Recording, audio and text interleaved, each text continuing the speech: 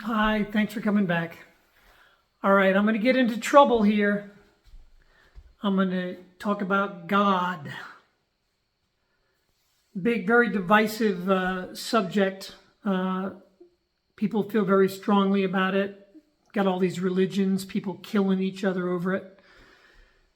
And then there's people that can't stand the whole notion of God, atheists, and it's a real shit show. The whole subject has created a lot of turmoil on the planet here, so it's a touchy one. I'm gonna wade in because I like to stir the pot. I like to poke the bear. I like to shake the cage. All right. So one of the best insights I got during the 15 years that I interviewed, I interviewed people for 3 or 4 years on a radio show, and then I talked to people, many people, for years after that about what the hell's going on here, Is there a God? Who am I? And I had always conceptualized this word God as a noun. It is a noun. The word is structured as a noun. So the false question that one would ask in one's mind was, is there a God? Or is there not a God, right? And then, or maybe I don't know if there's a God. So either I don't know, or there is, or there isn't. So that's the whole possibility thing there, that there could be. And this guy said, no. He said, it's Godding. It's Godding. There's no noun behind the action. It's just the being, action, the upwelling. No God back there. And so what the human mind does, because humans are flesh and blood, and we live in a subject-object universe, and there's an in here, out there. It's total duality. We got the 2 eyes, the 2 ears. It's like split this down the middle, and you've got duality. Like duality is completely embedded in our very, makeup, and then hot, cold, up, down, in, out, here, there, yes, no. This is like the way the mind functions, and this is how things are. And so, is there a God noun, or is there not a God noun? But I never thought about the verb, the action. And once he said that, holy crap, I realized, I'm tripping. Of course I am. And you're Johnning, and the tree is treeing, and the cat is catting. And when you think about it, there's nothing but the now. That's obvious, right? Because we can't get out of the now, and you've probably read Eckhart Tolle's book, The Power of Now. A lot of people talk about now, but so the now has no dimension to it. There's no past and no future. It's kind of dimensionless, and yet out of the now is this constant flow. It's kind of like a spring of manifestation, mysteriously, constantly flowing, but yet you can't grab onto it. No past, no future. And so I realized, wow, this is a much better way to look at reality as Godding. Okay, so the mind can't go there. So there's no noun there. It's just this verb. And so I came across something that might help with that. And it's this. So imagine if you were in a 2D world. Let's say you were on a flat screen where it's just flat surfaces. That's the second dimension.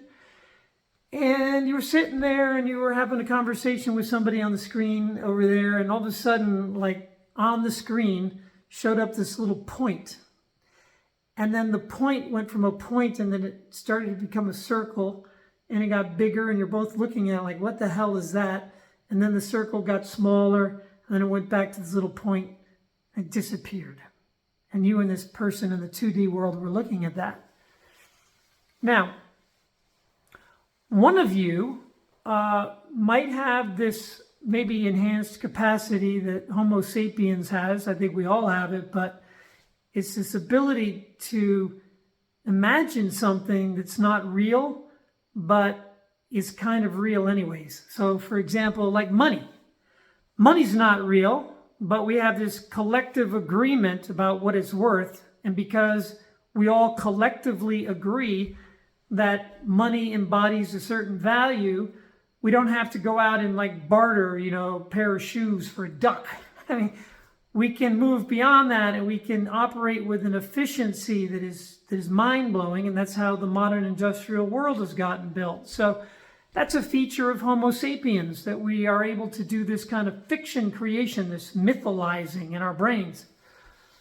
All right, so what actually could be happening when a point becomes a circle and it gets bigger and then it goes back down and becomes a point? Well, that's what happens when a sphere, which has 3 dimensions, passes through a 2-dimensional plane. Starts out as a point, blah, blah, blah. Now, if you have the capacity to imagine a 3-dimensional reality when the only thing you've ever experienced is 2-dimensional, and you're in a 2-dimensional reality, you're not going to be able to prove that 3-dimensional reality, because there's nothing in the 2-dimensional reality that can measure it. And you yourself, being 2-dimensional, can't go there. It's just, but you could conceivably go there in your imagination. And you can imagine this thing that had volume, that had some girth to it, coming through the plane. And so I can imagine 2 people having a chat about that, where one of them says, oh, that's just this weird thing. I don't know what it was. It was just this dot. It became a circle, whatever, Someone else goes, no. Imagine if there's this round, this thing is round. It's not just flat. It actually has a back and a front, and it went through our 2nd dimension, and it left a trace of it, and it disappeared. Person go like, dude, come on now. You've been smoking something. Like, what's up with that? Okay. All right.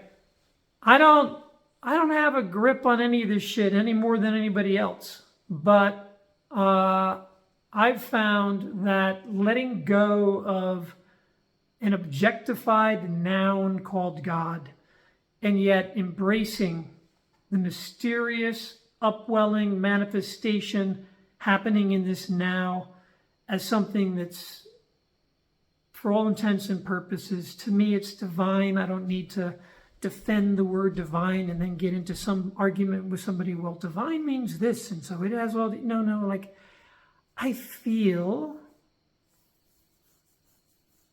the glory of it. I feel it. It makes me so happy. There's this Godding happening everywhere, this upwelling, and I can feel it. I know that my mental constructing around it is highly flawed. I know that my trying to explain it to you is highly flawed. But I say there's something beautiful in that capacity that we have to get outside ourselves and then to actively feel into and cherish and love something about ourselves, something that we're a part of here. And so that's part of my life, and it makes me feel so happy to be myself and to be alive. So even though I can't defend it, and I'm sure that some people looking at this thing would be like, that's it. What can I say? I got it out. So thank you.